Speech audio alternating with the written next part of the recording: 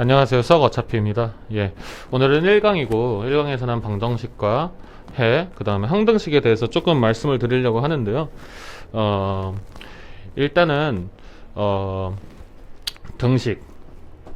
등식에는 우리가 크게 두 가지 종류가 있습니다. 사실 등식이라는 것 자체는 등호가 포함된 식이라고 생각을 하시면 됩니다. 등식에는 두 가지가 있는데 첫 번째가 방정식, 그리고 두 번째가 항등식. 이렇게 두 가지가 있고, 방정식은 x 값에 따라 등호가 성립할 수도 등호가 성립하지 않을 수도 있는 식입니다. 예를 들어서 우리가 잠깐만 항등식은 좀 지우고 3x는 6 이런 식을 한번 볼게요. 이런 식을 볼 건데 x에다가 제가 만약에 뭐 7을 한번 넣어 볼게요. x에다가 7을 넣어 보면은 3, 7에 21이니까 21은 6. 틀렸네요. 그렇죠. 이렇게 x 값에 따라 등호가 성립하지 않을 수도 있어요. 또 예를 들어서 x에 제가 2라는 숫자를 넣게 되면은 3 곱하기 2는 6, 그러니까 등호가 성립하게 되겠네요. 이처럼 제가 넣는 x 값에 따라서 등호가 성립할 수도 있고 성립하지 않을 수도 있는 것, 이런 식들을 우리는 방정식이라고 말을 하고요. 특별히 이 x는 숫자는 사실 굉장히 많잖아요. 그러니까 무한계잖아요. 무한계인데 그 무한계 중에서 유일하게 이 방정식을 만족시켜 줄 수 있는 해는 x는 2입니다. 그렇기 때문에 우리가 이렇게 방정식을 만족시키는 x값을 해라고 하고요. 또 근이라고 말을 합니다. 정확하게 말하면 사실 부등식을 만족시키는 것도 해하고 근이라고 하는데 방정식과 부등식을 만족시키는 x값 혹은 그 범위를 우리는 해하고 근이라고 말을 하게 됩니다. 두 번째는 항등식인데요. 항등식. 오케이. 항등식인데, 항등식은 이제 방정식하고는 다르겠죠. 방정식하고는 다른데 정확하게 x 값에 관계없이 항상 등호가 성립하는 식, 이렇게가 이제 항등식이 됩니다. 예를 들어서 4x 플러스 3은 4x 플러스 3. 만약에 이런 등식이 있다고 했을 때 x에다가 우리가 뭘 넣든지 간에 얘는 등호가 항상 성립할 거예요. 왜냐하면 x에다가는 우리가 다른 값을 넣을 수는 없습니다. 예를 들어서 x에 1을 제가 대입하게 되면은 여기에도 1이 들어가고 여기에도 1이 들어가야 돼요. 그래서 뭐 7은 7 이렇게 등호가 성립하고, 뭐 예를 들어서 2를 넣는다고 해도 뭐 11은 11 이런 식으로 등호가 항상 성립할 거예요. 그래서 x 값에 따라 뭐 등호가 성립하고 성립하지 않을 수도 있으면 방정식, x 값에 관계없이 항상 등호가 성립하면 우리가 이런 걸 항등식이라고 합니다.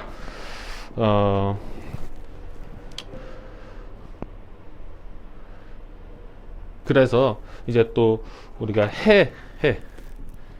해라는 거는 이제 등호를 만족시켜주는 x값. 그래서 항등식의 해는 기본적으로 모든 실수라고 생각하시면 됩니다. 사실 당연한 거예요. 왜냐하면은 어떠한 수를 넣어도 다 항등식이 성립하니까. 실제 문제에서는 항등식에 대한 힌트를 어떤 식으로 주게 되냐면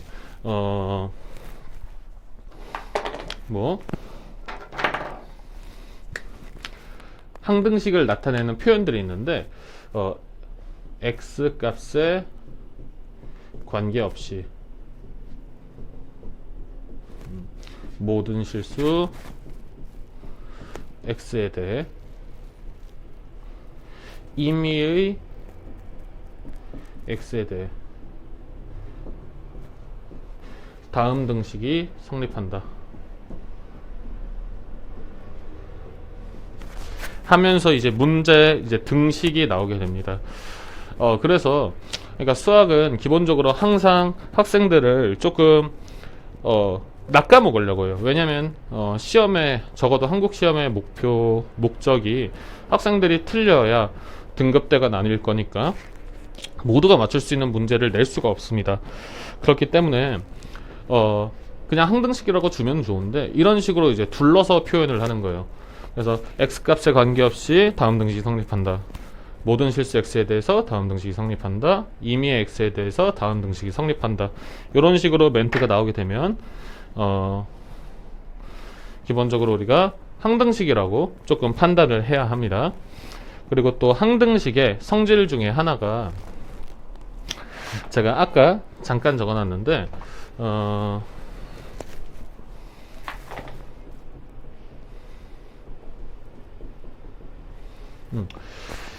이거는 지금 x값에 관계없이 항상 등호가 성립한다.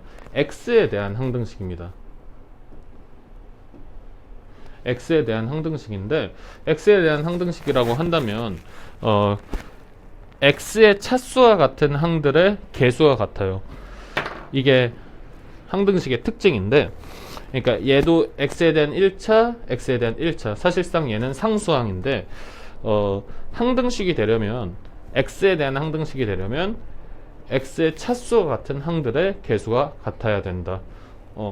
차수가 같은 항들 개수가 같죠. 또 상수항도 이렇게 같은 이게 항등식의 특징이고 그러다 보니까 우리가 보통은 또 뭐 ax 제곱 플러스 bx 플러스 c는 뭐 x 제곱 마이너스 4x 플러스 5라고 할 때 만약에 이게 또 모든 실수 x에 대해서 얘가 항상 성립한다 라고 하면 x에 대한 항등식이기 때문에 x의 차수와 같은 항들의 개수가 같아야겠죠. 그렇기 때문에 a는 1, b는 마이너스 4, c는 5 이렇게까지 우리가 판단할 수 있습니다. 추가적으로 이게 만약에 방정식이라고 한다면 우선은 우리가 a, b, c를 모두 구할 수가 없습니다. 그리고 방정식에서는 보통 해를 구하는 것이 일반적인 풀이의 방향성이 있기 때문에 방정식이라고 한다면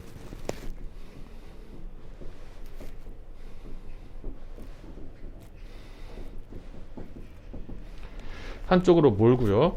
여기 당연히 인수분해가 안 될 거기 때문에 근해 공식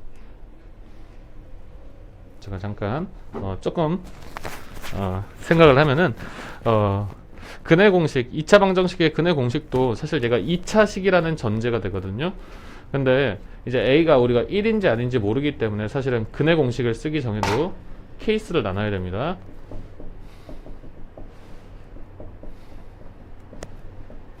그러니까 방정식은 이런 식으로 조금 흘러갈 거다. 방정식이라면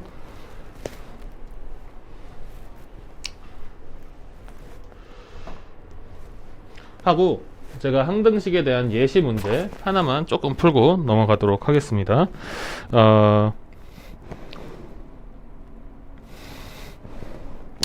예를 들어서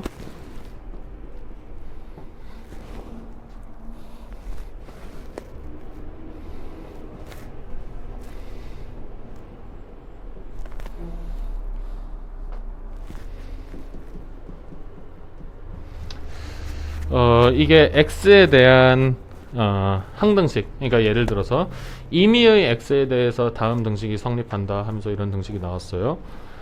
이렇게 됐을 때 우리가 기본적으로 조금 해야 될 행위는 이거를 x에 대해서 내림차순으로 정리를 하는 겁니다.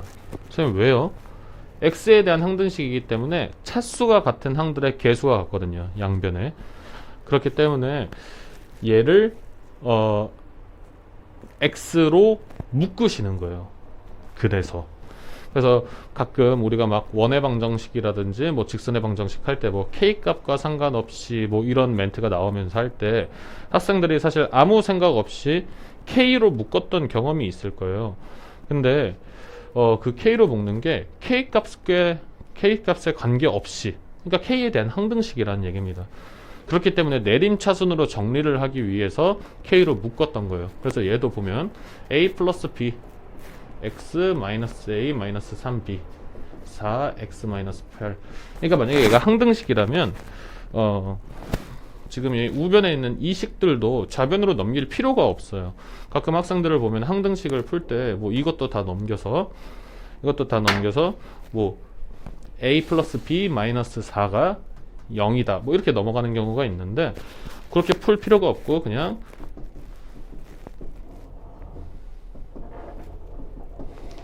요렇게 해서 연립 방정식으로 a하고 b를 구하면 되겠습니다. 보통은 제가 넘기는 것도 한 번만 설명을 드릴게요. 이게 넘기면 어떻게 되냐면 a 플러스 b 마이너스 4 마이너스 a 마이너스 3b 플러스 8은 0 이렇게 되는데, 사실은 이 0이 아니고 0x 플러스 0 이렇게 판단을 하는 겁니다. 그래서 지금도 얘가 항등식이기 때문에 x의 차수가 같은 항의 개수가 같다. 그래서 얘가 얘랑 같아야 되고 얘가 얘랑 같아야 되는 겁니다.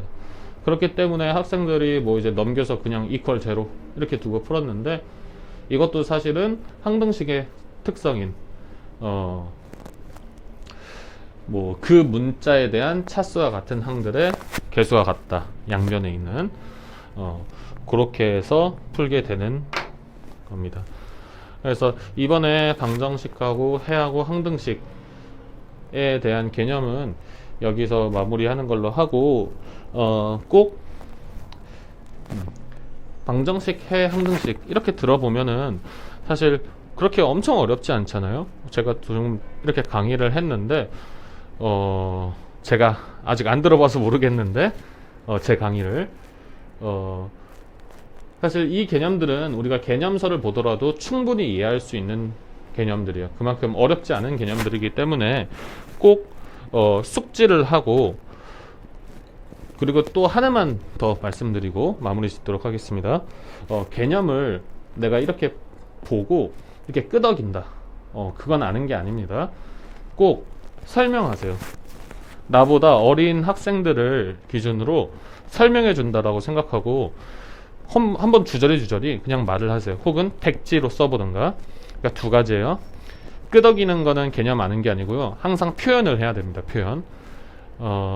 방정식은 뭐 x값에 따라 등호가 성립할 수도 있고 성립하지 않을 수도 있는 그런 식이 방정식. 이렇게 꼭 말로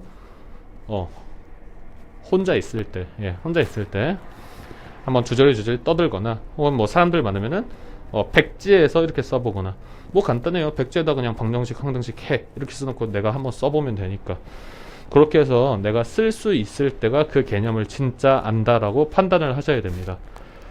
그러면은 1강은 여기까지 하고 또 다음 강의에서 뵙도록 하겠습니다.